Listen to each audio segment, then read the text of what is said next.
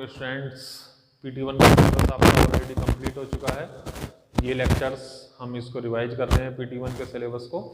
Derivation जो हमने किए थे PT1 के सिलेबस में वो सब रिवाइज कर रहे हैं। लास्ट लेक्चर में मैंने आपको electric field intensity on equatorial line के बारे में बताया था। इक्वेटोरियल लाइन पर जो इलेक्ट्रिक फील्ड इंटेंसिटी आ रही थी वो कितनी थी, P/4πε0r⁵। ठीक है, अब electric field intensity any point of a dipole के किसी भी पॉइंट पर हम क्या कर रहे हैं, electric field intensity find out कर रहे हैं। किसी भी डायरेक्शन में अगर कोई ऐसा पॉइंट रखा हो, ना तो वो एक्सियल लाइन में है ना वो इक्वेटोरियल लाइन में है, वो किसी और डायरेक्शन में, अब इलेक्ट्रिक फील्ड इंटेंसिटी किस तरीके से फाइंड आउट करेंगे।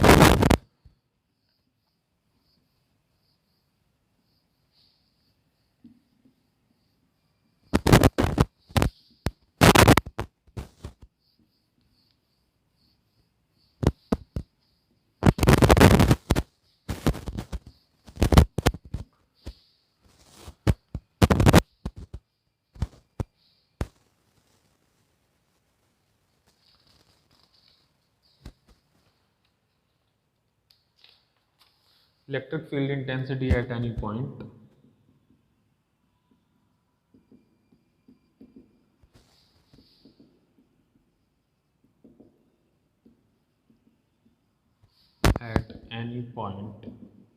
electric field intensity at any point due to a short electric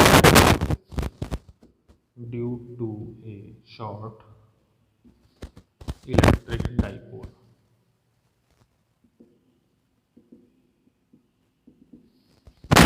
alright students, suppose मान लीजिए एक हमारे पास शॉर्ट इलेक्ट्रिक डाइपोल है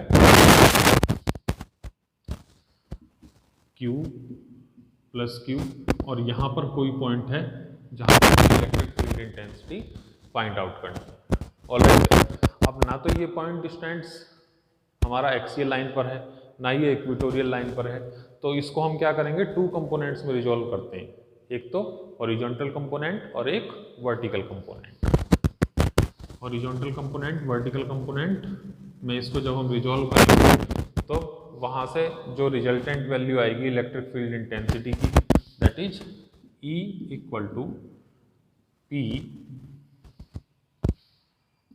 P√3 cos square theta plus 1 upon 4πε0 r³ ठीक है। यहाँ पर जब इसको दो कंपोनेंट्स में रिजॉल्व किया था तब ये जो वैल्यू आई थी P√3 cos square theta plus 1 4πε0 r³। अब देखिए, अगर थीटा की वैल्यू 0 हो जाती है, स्पेशल केस देखिए यहाँ पर students, special case if theta = 0, अगर थीटा की वैल्यू 0 हो जाती है, ठीक है, थीटा की वैल्यू 0 मीन्स ये जो हमारी वैल्यू है यहाँ पर, इस तरीके से हमने इसको दो कंपोनेंट्स में रिजॉल्व किया। अगर थीटा की वैल्यू हमारी 0 हो जाती है तो ये इस लाइन पर आ जाएगा, ये पॉइंट क्या होगा, इस लाइन पर आ जाएगा, यानी कि इसके एक्सियल लाइन पर आ जाएगा। एक्सियल लाइन पर थीटा की वैल्यू जब हम इसमें 0 पुट करेंगे, P√cos 0 1, it means 3 + 1 upon 4πε0 r², और ये वैल्यू हमारे पास आ जाएगी 2P/4πε0 r²। ठीक है, ये एक्सियल लाइन का रिजल्ट है जो हमने अभी पीछे डिस्कस किया था लास्ट लेक्चर में।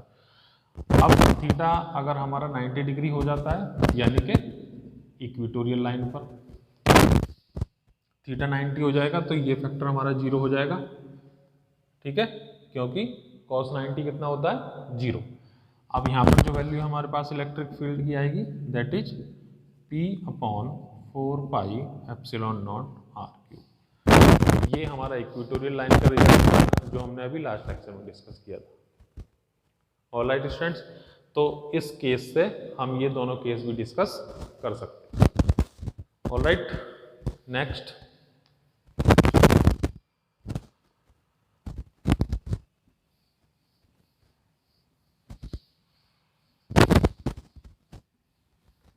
Electric field intensity due to a charged ring.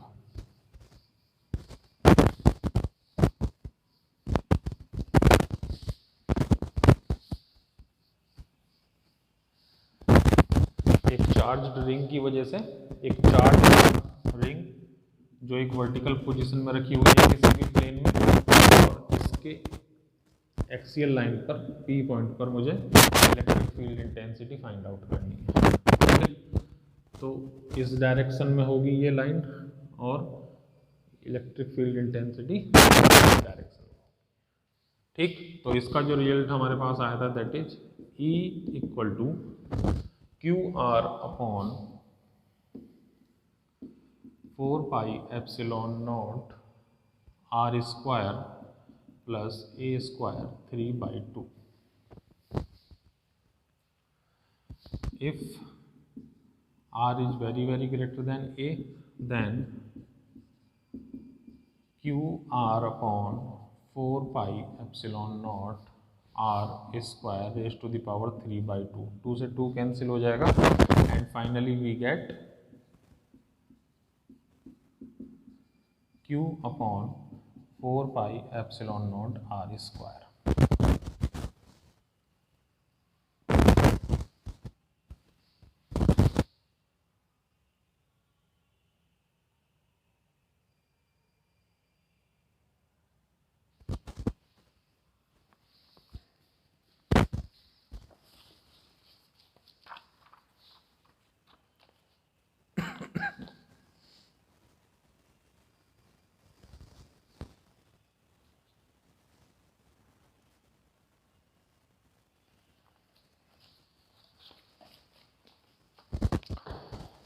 Alright students, तो इलेक्ट्रिक फील्ड इंटेंसिटी यहाँ पर Q upon 4 pi epsilon naught R square. Next important topic, torque. एक डाइपोल की वजह से, जब एक डाइपोल किसी इलेक्ट्रिक फील्ड में रखा हुआ है तब उस पर कितना टॉर्क अप्लाई होगा।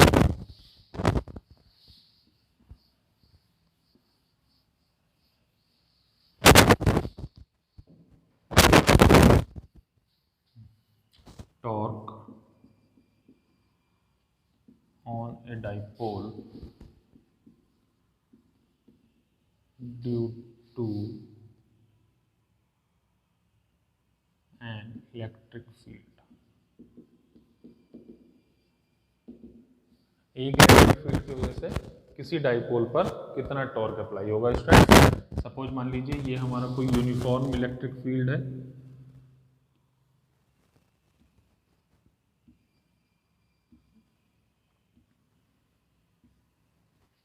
ऑलराइट, और इस फील्ड में थीटा एंगल पर एक हमारा डाइपोल रखा हुआ है -Q एंड +Q। ठीक, अब +Q चार्ज पर जो इलेक्ट्रिक फील्ड लगेगा वो इस डायरेक्शन में, -Q चार्ज पर जो इलेक्ट्रिक फील्ड आएगा वो हमारा इस डायरेक्शन में आएगा। ऑलराइट, तो ये जो इलेक्ट्रिक फील्ड है, जो फोर्स लगा हुआ है, वो इसको इस तरीके से रोटेट करेगा। ठीक है ना, इस तरीके से सर्कुलर डायरेक्शन में रोटेट करने की कोशिश करेगा इसको। ऑलराइट, सर्कुलर डायरेक्शन में जब ये रोटेट होगा तब जो इस पर नेट फोर्स होगा वो तो 0 होगा, लेकिन टॉर्क की कुछ ना कुछ वैल्यू होगी, और जो टॉर्क होगा वो इसको क्या करेगा, सर्कुलर फॉर्म में इसको रोटेट करने की कोशिश करेगा। ठीक है, यहाँ पे ये मैंने क्लास टेस्ट में भी दिया था, F equal to 0, net force तो 0 होगा, लेकिन tau is not equal to 0, torque की वैल्यू इस पर 0 नहीं होगी। ठीक है, तो टॉर्क की कुछ ना कुछ वैल्यू होगी, और जो टॉर्क का जो फाइनल रिजल्ट आएगा that is P cross E। Electric dipole का और इलेक्ट्रिक फील्ड का दोनों का क्रॉस प्रोडक्ट, और क्रॉस प्रोडक्ट को हम किस तरीके से लिखते हैं, PE sine theta. Cross product को हम किस तरीके से लिखते हैं students, PE sine theta. Alright, अब देखिए यहाँ पर स्पेशल केस,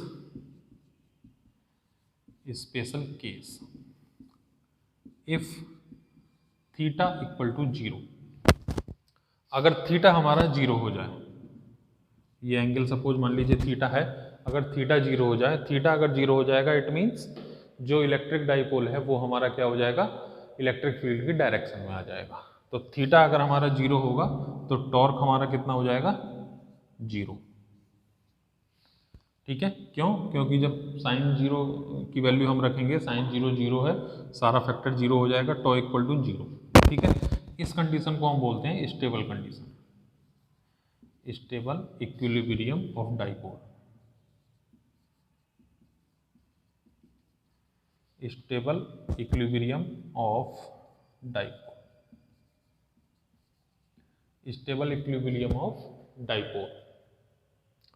ऑलराइट, जब हमारा थीटा 90 डिग्री का होगा, यानी कि जो इलेक्ट्रिक फील्ड है उसके परपेंडिकुलर अगर हमारा डाइपोल रखा हुआ है, तब वहां पर क्या होगा, टॉ मैक्स की वैल्यू हमें मिलेगी मैक्सिमम टॉर्क। ठीक है, maximum torque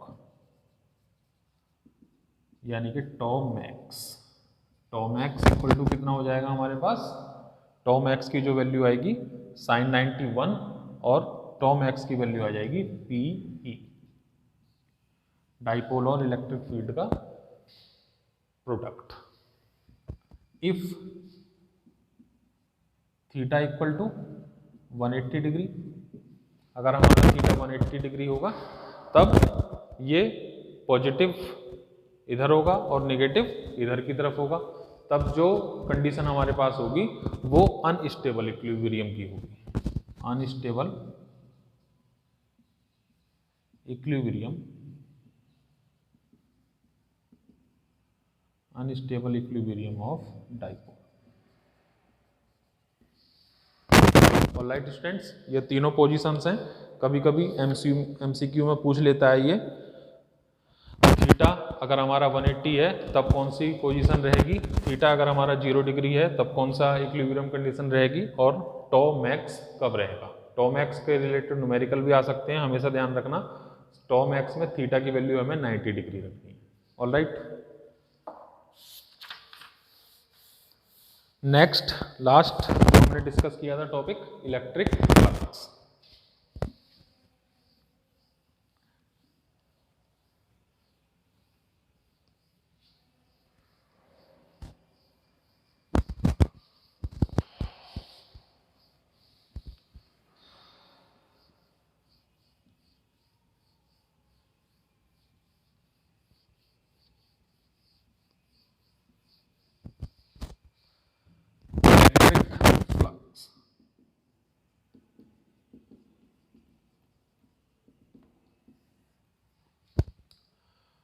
electric flux, suppose मान लीजिए electric field lines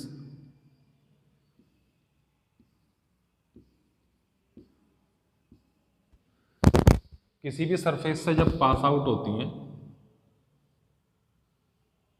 electric field lines जब किसी सरफेस से परपेंडिकुलरली पास आउट होती है, ठीक है ना, ये सपोज मान लीजिए सरफेस है, जब इलेक्ट्रिक फील्ड लाइंस इससे परपेंडिकुलरली पास होंगी, इलेक्ट्रिक फील्ड लाइंस इसको आर पार करेंगी, जब इसके परपेंडिकुलरली पास होंगी तो जितनी इलेक्ट्रिक फील्ड लाइंस इस सरफेस से पास हो जाएंगी that is known as the electric flux of the surface. उसको हम क्या बोलेंगे, इलेक्ट्रिक फ्लक्स बोलेंगे सरफेस का। ऑलराइट, जितनी इस सरफेस से परपेंडिकुलरली पास होंगी, ठीक है, इसको हम डिनोट करते हैं फाई ई से, phi E equal to E dot S, ठीक है, इलेक्ट्रिक फील्ड इनटू सरफेस। अगर सपोज मान लीजिए यहाँ पर हमारा फ्लक्स बहुत कम है तो del phi E equal to E dot del S, छोटा सा सरफेस अगर है हमारा तो जो उससे निकलने वाला फ्लक्स होगा वो भी बहुत स्मॉल होगा, इसीलिए इसको डेल फाई ई हमने लिख दिया। Del phi E equal to, इसको हम क्या लिख सकते हैं, E dot E del S cos theta. Dot product को हम जब ओपन करते हैं तो इस तरीके से ओपन करते हैं, कॉस थीटा। ठीक, सपोज मान लीजिए एक छोटा सा हमने सरफेस लिया था, इसका छोटा सा पार्ट लिया था। अब अगर मुझे इसका पूरे पार्ट का निकालना है, पूरे सरफेस एरिया का निकालना है, तो क्या करूंगा मैं, छोटे छोटे पार्ट्स को सब जगह कंबाइंड कर दूंगा, और कंबाइंड हम किसके थ्रू करते हैं, मैथमेटिकल ऑपरेटर इंटीग्रल के थ्रू। ठीक, तो यहाँ से फाई ई की वैल्यू कितनी आ जाएगी, phi E equal to integral, ये क्या नोट कर रहा है कि जो हमारा सरफेस है वो एक क्लोज्ड सरफेस है, ठीक है, surface integral E dot D S. ये है हमारा इलेक्ट्रिक फ्लक्स किसी भी सरफेस से पास होने वाला। ऑलराइट, अब देखिए इसके बाद हमने मोस्ट इंपोर्टेंट टॉपिक किया था गॉस लॉ या फिर गॉस थ्योरम। गॉस थ्योरम क्या कहती है कि किसी भी क्लोज्ड सरफेस से जो पास होने वाला फ्लक्स है वो किसके बराबर होगा, वो होगा 1/ε0 total charge within the closed surface. Total charge within the closed surface, closed surface में जितना भी चार्ज अवेलेबल है उसका प्रोडक्ट किसके साथ, 1/ε0 के साथ, उसका प्रोडक्ट 1/ε0 के साथ, वो हमारा क्या होगा, total flux over the surface, यानी कि उस सरफेस से पास होने वाला फ्लक्स। ऑलराइट स्टूडेंट्स, तो गॉस लॉ के बहुत सारे एप्लीकेशन हमने डिस्कस किए। वो एप्लीकेशन क्या थे, इलेक्ट्रिक फील्ड इंटेंसिटी को फाइंड आउट करने के लिए, इलेक्ट्रिक फील्ड इंटेंसिटी को फाइंड आउट करने के लिए डिफरेंट पोजीशन। देखिए एप्लीकेशंस क्या थे इसके, applications of Gauss theorem.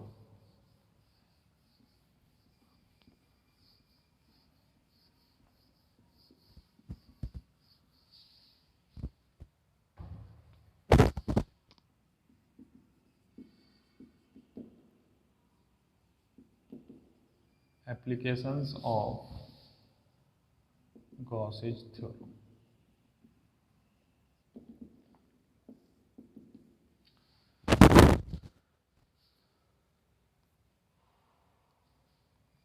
Electric field intensity due to infinitely long straight uniformly charged wire.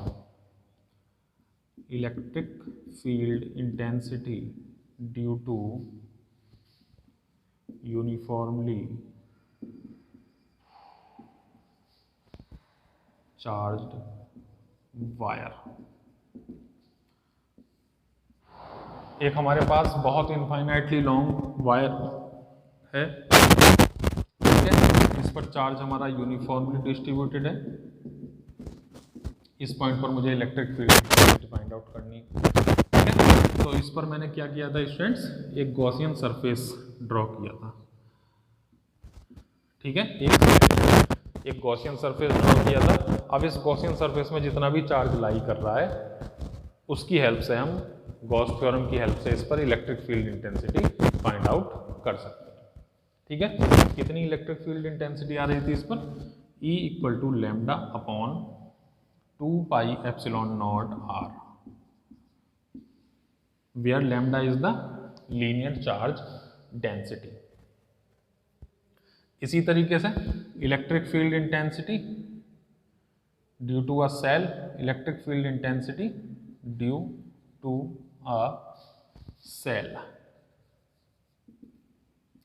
अब सेल में हमने 2-3 केस डिस्कस किए थे, एक तो बाहर electric field intensity find out करना, एक सरफेस पे electric field intensity find out करना, और एक उसके अंदर इलेक्ट्रिसिटी फाइंड आउट करना, ठीक है। जब हम बाहर एट आउटसाइड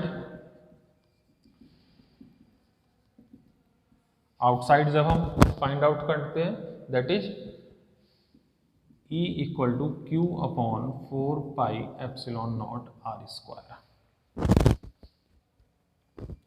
ऑलराइट, ये सरफेस के बाहर हमने electric field intensity find out की थी। अब जब हम सरफेस पर करेंगे तो ये जो डिस्टेंस थी सेंटर से, ये हमने r ली थी। अब ये जो डिस्टेंस हो जाएगी ये कैपिटल R हो जाएगी, यानी कि रेडियस ऑफ द स्फीयर। तो यहाँ पे R की जगह कैपिटल R पुट कर देंगे एट द सरफेस,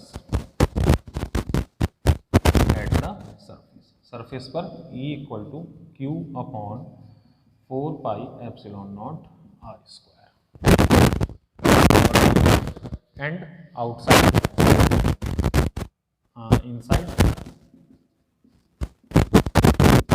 कितनी हो जाएगी, इनसाइड हो जाएगी इलेक्ट्रिक फील्ड इंटेंसिटी 0। 0 क्यों होगी, क्योंकि अंदर कोई भी चार्ज प्रेजेंट नहीं है, ठीक है, अंदर कोई भी चार्ज प्रेजेंट नहीं।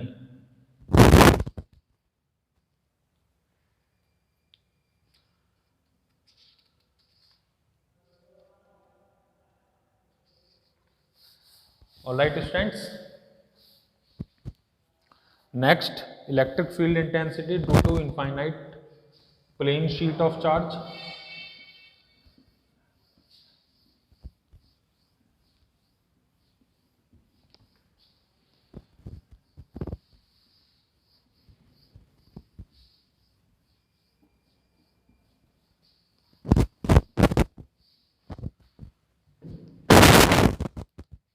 Plane sheet,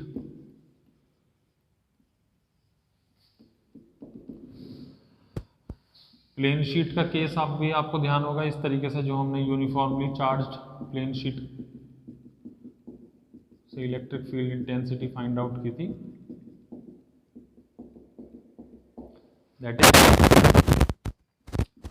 E equal to sigma upon 2 epsilon naught, where sigma equal to surface charge density, face charge density. Alright students, तो ये सारे टॉपिक्स हमने डिस्कस किए थे। यहाँ पर एक दूसरा केस भी डिस्कस किया था, जब एक पॉजिटिव चार्ज की प्लेट रखी है और जब एक नेगेटिव चार्ज की प्लेट रखी है, ठीक है। तो उनके बीच में जो इलेक्ट्रिक फील्ड होगा, ना तो वो लेफ्ट साइड में होगा ना वो राइट साइड में होगा, उनके सेंटर में इलेक्ट्रिक फील्ड लाई करेगा। वो डेरिवेशन भी हमने किए थे स्टूडेंट सारे। ऑलराइट, तो ये सारे टॉपिक्स आपके PT1 के सिलेबस में आ रहे हैं। ऑलराइट, इनको आप अच्छे से तैयार करिएगा। आई होप आपको तैयार भी हो गए होंगे। अब एक दो न्यूमेरिकल इससे रिलेटेड डिस्कस कर लेते हैं, इंपॉर्टेंट NCERT के।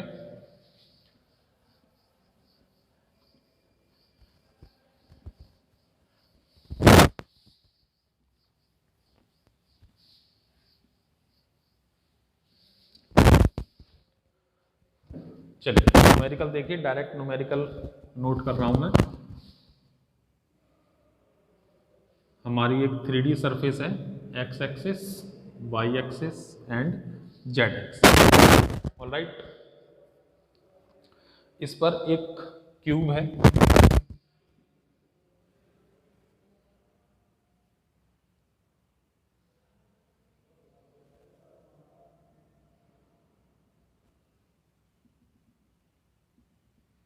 और इस क्यूब की जो साइड है वो A, और यहाँ से लेके यहाँ तक की जो डिस्टेंस है वो भी कितनी है students, A।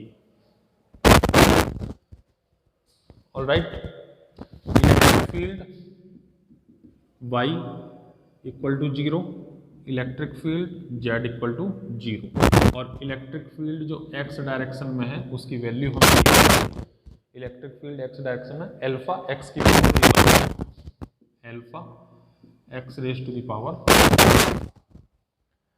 Alpha X to the power half,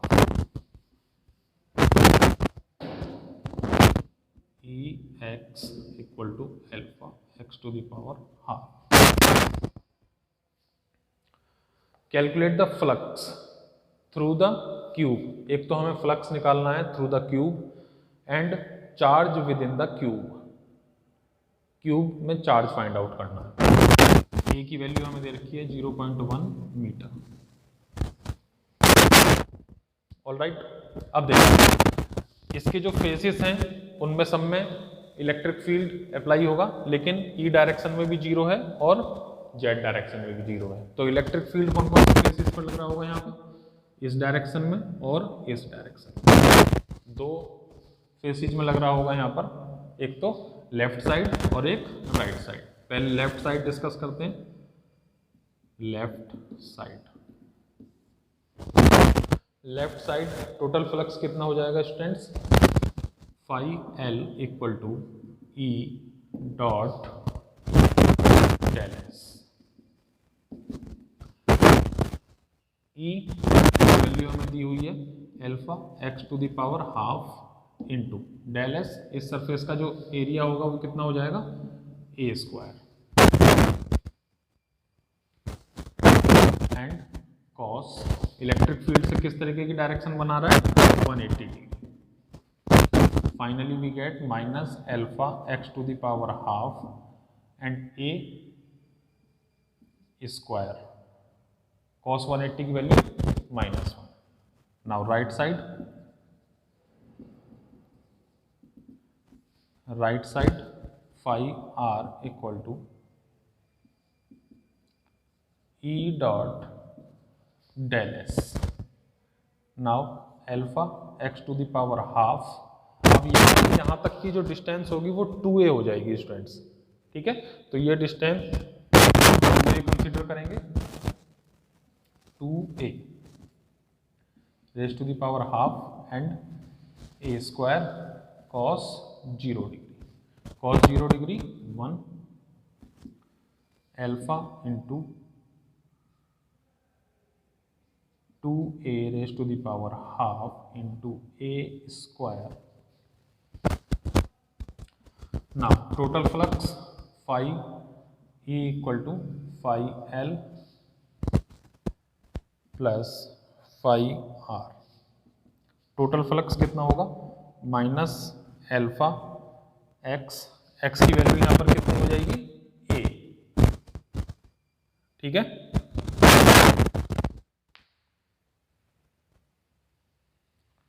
x की वैल्यू a पुट कर देंगे. a raise to the power half into a square plus alpha 2a raise to the power half into a square. And finally alpha की value हमें दी हुई है, that is 800 newton per centimetre metre square. Coulomb metre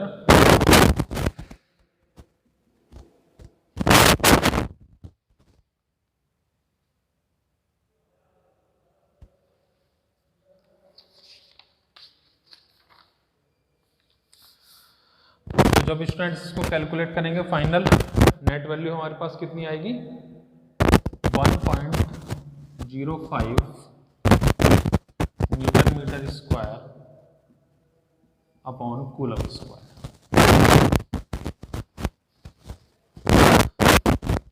अब हमें क्या करना है? टोटल चार्ज फाइंड आउट करना है. टोटल चार्ज गॉस थ्योरम की हेल्प से हम फाइंड आउट कर सकते हैं. phi E equal to Q upon epsilon naught. Q equal to phi E into epsilon naught. ठीक है, phi E की value 1.05 into epsilon naught 8.85 into 10 to the power -12.